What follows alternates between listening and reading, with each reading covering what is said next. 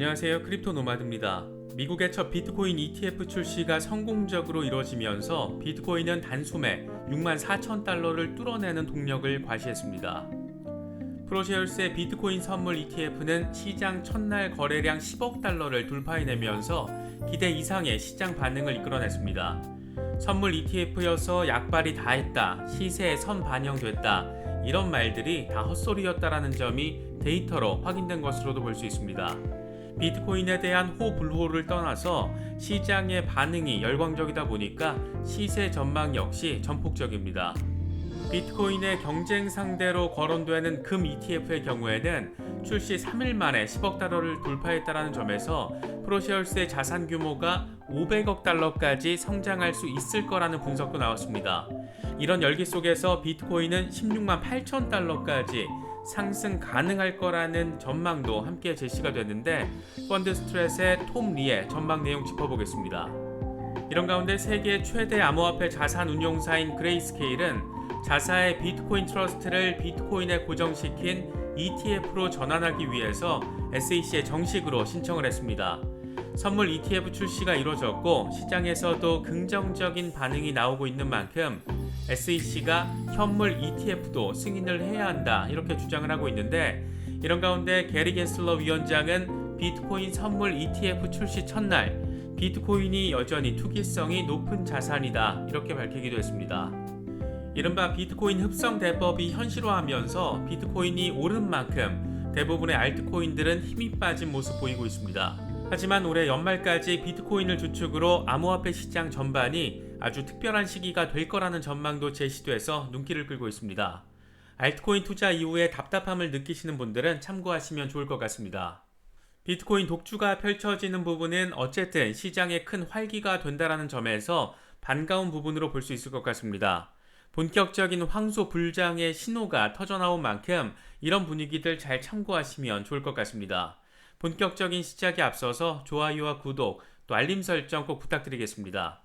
영상 제작에 아주 큰 도움 된다는 말씀 함께 드립니다. 그럼 시작하겠습니다. 미국의 첫 비트코인 ETF가 출시된 날 시장은 환호했고 비트코인도 시세 폭발을 이뤄냈습니다. 비트코인은 지난 4월 전고점 부근까지 치솟으면서 64,000달러를 결국에는 뚫어냈습니다. 10월 최악의 상황을 63,000달러로 제시했던 플랜B의 전망은 이번에도 적중했습니다. 플랜B의 11월 전망은 98,000달러로 역시 최악의 상황을 전제로 깐 가격입니다. 공포 탐욕 지수는 하루 전보다 7포인트 올라서면서 82를 기록했습니다. 탐욕 단계에서 극단적인 탐욕 단계로 바뀌면서 강화된 투자 심리 엿볼 수 있습니다. 비트코인 도미넌스는 47%대로 올라서면서 비트코인 중심으로 시장이 흘러가고 있다는 점, 사실상 비트코인 흡성 대법이 현실화하고 있다는 점을 엿볼 수 있는 부분이기도 합니다. 4월 전고점 당시 60%에 육박했다는 점을 고려하면 비트코인 중심의 장세가 좀 더 이어질 수 있다는 점도 생각해 볼 수 있을 것 같습니다. 이번 비트코인 랠리의 직접 원동력은 단연 비트코인 선물 ETF 출시 이슈였습니다. 프로쉐어스의 비트코인 선물 ETF는 상장 첫날 거래량이 무려 10억 달러를 돌파하면서 시장에 뜨거운 관심을 입증했습니다. 시초가 40달러에서 5% 가까이 상승한 41.89달러로 상장 첫날 장을 마쳤습니다. ETF 전문 미디어 ETF 트렌드는 이런 상황과 관련해서 ETF 상장 첫날 거래량 기준 상위 2위에서 3위에 등극할 것으로 보인다라고 평가했습니다. 비트코인 선물 ETF의 성공적인 출시에 힘입어서 비트코인이 16만 8천 달러까지 상승할 거라는 전망도 제시됐습니다. 펀드 스트레스의 창립자인 톰 리는 비트코인 선물 ETF로 더 많은 개인 투자자들이 비트코인에 투자하게 될 것이다. 비트코인 가격은 62,400달러에서 16만 8천 달러까지 상승할 것이다 라고 전망했습니다. 그러면서 프로쉐어스의 ETF는 거래 첫날 자산 규모 2천만 달러로 시작했지만 500억 달러까지 성장할 수 있을 거라고 전망했습니다. 이런 가운데 비트코인 ETF의 등장을 통해 돈을 벌 기회를 잡는 것은 투자자들보다는 월가로 봐야 한다라는 분석도 나왔습니다. 모닝스타 글로벌 ETF 리서치의 디렉터인 벤 존스는 확실하게 말할 수 있는 한 가지는 비트코인 ETF 시대의 도래는 월가에 과거에 불가능했던 방식으로 돈 벌 기회를 마련해 준 것이라고 분석했습니다. 그러면서 이 모든 상황에서의 승자는 거래소, 자산운용사, 그리고 스탁 기관들이다. 투자자들이 승리를 거둘지 아닐지는 커다란 의문부호라고 덧붙였습니다. 개인 투자자들을 향한 투자 리스크에 대한 경고성 멘트도 제시됐습니다. 온램프 인베스트의 CEO인 타이론 로스는 CNBC와의 인터뷰에서 비트코인 선물 ETF는 선물 시장에 대해서 이해하지 못하는 개인 투자자들에게는 적합한 상품이 아니다. 일반 투자자들은 선물 시장에 매우 둔감하다. 투자자는 해당 상품이 실제 비트코인을 구매하는 것이 아니라는 사실을 꼭 이해해야 한다라고 지적했습니다. 그러면서 선물 기반 ETF 투자 전에 선물 계약이 뭔지, 어떻게 작동하는지 이해해야 한다. 비트코인을 직접 구매할 수 있는 방법은 많이 있다. 비트코인 선물 ETF가 전체 암호화폐 시장에는 긍정적인 영향을 줄 수 있지만 개인 투자자에게는 이익이 되지 않을 수도 있다. 이렇게 덧붙였습니다. 이런 가운데 세계 최대의 암호화폐 자산운용사 그레이스케일의 창업자 베리 실버트는 자신의 트위터를 통해 프로시어스 비트코인 선물 ETF 상장 기념식 사진을 공유하면서 추측하건대 이들은 비트코인을 한 개도 보유하고 있지 않을 듯 이렇게 밝혔습니다. 그의 이 같은 발언은 그레이스케일의 비트코인 현물 ETF 승인에 대한 목적의 연장선에서 바라볼 수 있을 것 같습니다. 그레이스케일은 프로시어스의 ETF 출시가 이루어진 날 미국 SEC에 GBTC를 비트코인 현물 기반 ETF로 전환하기 위한 승인 서류를 제출했다라고 밝혔습니다. 그레이스케일이 GBTC를 ETF로 전환하는 과정을 통해서 330억 달러 규모의 상품이 암호화폐 투자 자산으로서 시장 지배력을 유지하기 위한 목적을 가진 것으로 전해지고 있습니다. 물론 미국 SEC가 선물 기반 ETF를 승인하긴 했지만 이게 곧장 현물 기반 ETF 역시 승인하겠다라는 의지로 보기는 어려운 만큼 실제 출시가 언제쯤 이뤄질지에 대해서는 아직 예단할 수 없는 그런 상황입니다. 그레이스케일의 글로벌 ETF 책임자인 데이브 라발은 규제 당국이 선물 기반 ETF에 대해 긍정적이라면 현물 가격에 노출되는 ETF에 대해서도 같은 입장을 보여야 한다라고 지적하기도 했습니다. 비트코인 ETF 출시를 둘러싼 이런저런 말들이 나오고 있지만 비트코인의 펀더멘털 자체만 집중해서 보면 지표 상황도 긍정적인 시그널을 보여주고 있습니다. 암호화폐 분석가인 프레스톤 피시는 트위터를 통해서 가장 정확한 비트코인 가격 지표 가운데 하나인 장기 단기 보유자 실현 가격 비율 지표가 6개월 만에 처음으로 녹색으로 전환될 준비를 하고 있다라면서 결국 모든 곰 세력들은 살아남기 어렵다라고 설명했습니다.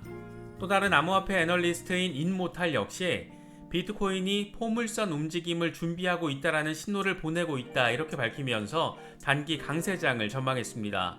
비트코인 선물 ETF 출시뿐만 아니라 자체적인 지표 상황도 긍정적이라는 점은 비트코인의 연말 랠리에 대한 기대감을 더욱 키우고 있는 그런 부분인 것 같습니다. 비트코인 선물 ETF 출시를 통해서 비트코인이 5개월 만에 최고가 달성 수준에 올라선 가운데 블록체인 데이터 분석 기업인 체이널리시스가 비트코인 투자 기업 대열에 합류하면서 주목받고 있습니다. 이 회사는 프로시어스 ETF가 상장된 날 뉴욕 디지털 투자그룹과 파트너십을 통해서 비트코인을 매입했다라고 밝혔습니다. 이때 비트코인 가격은 63,000달러까지 치솟은 상황이었는데 정확한 매입 가격 또 매입 수량은 알려지지 않았습니다. 체이널리시스는 이번 비트코인 매입이 디지털 자산 공간에 대한 뉴욕 디지털 투자그룹 NYDIG의 전문성을 비롯해서 비트코인에 대한 강한 확신에서 이루어졌다라고 설명했습니다. 유럽에서는 4분기 암호화폐 기업의 투자액이 3분기 투자액을 넘어섰다라는 분석도 나왔습니다. 더블록 보도 내용을 보면 4분기 유럽 지역 암호화폐와 디파이 기업에 투자된 투자액 규모가 3주가 채 되지 않은 기간 동안 전분기 투자액 규모를 넘어섰다라고 보도했습니다. 그러면서 4분기 유럽 암호화폐 기업이 조달한 투자금은 7억 9,300만 유로, 9억 2,500만 달러 수준으로 나타났다라고 전했는데 이 가운데 대부분은 암호화폐 결제업체 문페이와 암호화폐 대출 플랫폼인 셀시우스 네트워크가 각각 4억 달러 규모의 투자를 유치한 것에서 따른 결과로 나타났습니다. 지금까지의 상황을 정리하자면 비트코인 ETF 출시도 성공적이고 기관들의 관심도 확인되고 있고 자체적인 펀더멘털도 튼실한 모습을 보이고 있습니다. 그렇다면 과연 비트코인뿐만 아니라 전반적인 암호화폐 시장에 대한 전망도 궁금할 수밖에 없는데, 이와 관련해서는 4분기에는 암호화폐 시장 전반이 특별한 시기가 될 것이다, 이 같은 분석이 나와서 눈에 띕니다. 리얼비전그룹 CEO 라울 팔은 비트코인과 암호화폐가 더 높은 추세를 보이는 강세 사이클의 일부에 진입하기 직전에 있다라고 주장했습니다. 그는 자신의 유튜브를 통해서 암호화폐 시장이 지난 몇 달 동안 잔인한 조정 기간을 거친 뒤 더 높은 수준으로 이동할 준비가 돼 있다라면서 이같이 밝혔습니다. 그는 암호화폐 시장이 지난 여름 동안 퍼드로 인해서 50% 조정을 겪었다라면서 헤지펀드 등 기관의 투자가 내년 암호화폐 시장을 더 높은 수준으로 끌어올릴 수 있는 주요 촉매제가 될 것으로 내다봤습니다. 특히 기관들이 1분기, 길게는 6월까지 암호화폐 투자를 늘리거나 포트폴리오 가중치를 높일 것으로 예상했습니다. 그러면서 암호화폐 가치를 추적하는 토탈 차트를 주시한다라면서 이 차트는 장기적인 상승 채널 안에서 거래되고 있고 강세장이 끝날 때까지 잠재적으로 최대 400%까지 상승할 수 있다라고 설명했습니다. 특히 이번 강세 주기가 끝날 때 암호화폐 시총은 2조 달러에서 8조에서 10조 달러로 증가할 것이고 이후 다시 조정에 들어갈 것이다라고 강조했습니다. 전반적인 시장의 흐름이 당분간은 선순환을 보일 수 있다라는 점을 참고하시면서 대응하시면 더 좋을 것 같습니다. 최근 체인링크 고래들이 지난 넉 달 동안 체인링크 공급량의 15.2%를 매집한 것으로 나타나서 주목받고 있습니다. 뉴투데이 보도 내용을 보면 해당 기간 체인링크의 최고점은 9월 6일 기록한 34.78달러, 최저점은 7월 13일 기록한 13.78달러다. 체인링크를 100만 개에서 1000만 개를 보유하고 있는 고래 지갑들은 4억 3,100만 달러 규모의 체인링크를 가지고 있고 이건 체인링크 공급량의 16.8%에 달한다라고 설명했습니다. 그러니까 최근 넉 달 동안 어마무시한 양을 고래들이 매집한 것으로 볼 수 있습니다. 최근 시세가 지지부진한 에이다, 카르다노의 경우에는 선물 마켓 펀딩비가 증가한 것으로 나타나서 변동성이 확대될 가능성이 제시됐습니다. 센티멘트 데이터를 보면 바이낸스의 에이다 무기한 선물 종목의 펀딩비가 증가하고 있는 것으로 나타났는데 이건 롱 포지션 규모가 증가하고 있다는 것을 의미하고 레버리지 포지션 규모 확대로 인한 변동성 증가를 예상해 볼 수 있는 상황으로 분석되고 있습니다. 이와 관련해서 유투데이는 에이다의 경우에는 이전 강세장에서 조정 국면으로 전환될 때 약 30%의 낙폭이 발생했고 현재까지 이전 고점을 회복하지 못하고 있다. 현재 에이다에 대한 투심은 중립 단계여서 변동성 확대가 어떤 방향으로 갈지는 아직 확실하지 않다라고 덧붙였습니다. 그러니까 아래로 튈지 위로 튈지 아직까지는 예단하기 어렵다라는 겁니다. 이어서 글로벌 경제 이슈 잠시 정리해 보겠습니다. 이 소식은 크립토 로미가 정리했습니다. 글로벌 경제 이슈입니다. 뉴욕 증시는 3분기 기업들의 실적이 긍정적으로 나오면서 사상 최고치 수준에 육박했습니다.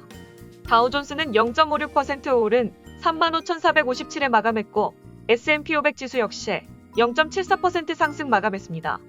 나스닥도 0.71% 상승해 15,129에 장을 마쳤습니다. 9월 전체 투자 시장에 악재를 불어넣었던 헝다그룹이 위안화 채권 이자를 지급했다는 소식이 전해졌습니다. 앞서 3번에 걸쳐 달러 채권 이자를 지급하지 못한 것과 대비되면서 주목받고 있습니다. 반면 헝다그룹이 추진하고 있던 부동산 부문 자회사 지분 매각은 잠정 중단됐습니다. 중국 당국이 자국 경제 충격을 최소화하고 헝다그룹 구조조정을 단행할 것이라는 예측에 힘이 실리고 있습니다. 헝다그룹이 위안화 채권 이자 납입을 우선시하는 모습을 보이고 있지만 정작 당국이 헝다그룹의 자산 매각을 허용하지 않으면서 중국 정부의 구조조정이 본격화된 것이라는 지적도 나오고 있습니다. 중국의 부동산 시장 자체가 흔들리는 모습을 보이는 가운데 시진핑 주석이 부동산 거품을 잡겠다며 제시한 부동산세 도입 확대는 내부 반발에 직면하면서 시행 자체가 늦춰질 수 있다는 전망이 나왔습니다. 월스트리트 저널 보도 내용을 보면 시진핑 주석은 일부 도시에 도입한 부동산 관련 과세를 전국적으로 확대하는 임무를 한정 부총리에게 맡겼습니다. 하지만 예상보다 강한 반대에 부딪히면서 당초 계획보다 대상 자체를 축소하고 국가에서 제공하는 적정 가격 주택 공급을 보완책으로 제시할 것으로 전해졌습니다. 안 그래도 3분기 국내 총생산이 4.9%로 나오면서 세계 경제에 잠재적 악재로 작용하고 있는 중국이 여러모로 시끄러운 모습입니다. 국제통화기금 IMF가 올해 아시아 경제 성장률 전망을 하향 조정했다는 소식도 전해졌습니다. 지난 4월 7.6%에서 6.5%로 조정한 것입니다. IMF는 아시아 국가들의 지난해 코로나 방역에 성공했지만 올해 느린 속도로 출발한 백신 접종 속도에 인도와 말레이시아, 베트남 등 일부 국가에서 유행으로 고전했다고 분석했습니다. 다만 이번 하향에도 아시아는 올해 세계에서 가장 빠르게 성장하는 지역이라면서 중국과 인도가 성장을 이끌 것이고 내년 3월에 끝나는 회계년도에 중국이 8% 성장할 것으로 인도는 9.5% 성장할 것으로 전망했습니다. 지금까지 크립토 롬이었습니다. 암호화폐 시장뿐만 아니라 미국 투자 시장 전반에도 일단은 활기가 돌고 있는 모습입니다. 우려했던 기업 실적 발표가 아직까지는 호조를 보이고 있다는 점도 안도감을 주는 것 같기도 합니다. 전반적인 분위기 잘 체크하셔서 투자 전략 짜실 수 있으면 더 좋을 것 같습니다. 이번에 준비한 영상은 여기까지입니다. 영상이 도움이 되셨다면 좋아요와 구독 또 알림 설정 꼭 부탁드리겠습니다. 영상 제작에 아주 큰 도움 된다는 말씀 함께 드립니다. 언제나 성투하시기를 기원하겠습니다. 시청해주셔서 감사합니다. 지금까지 크립토 노마디였습니다.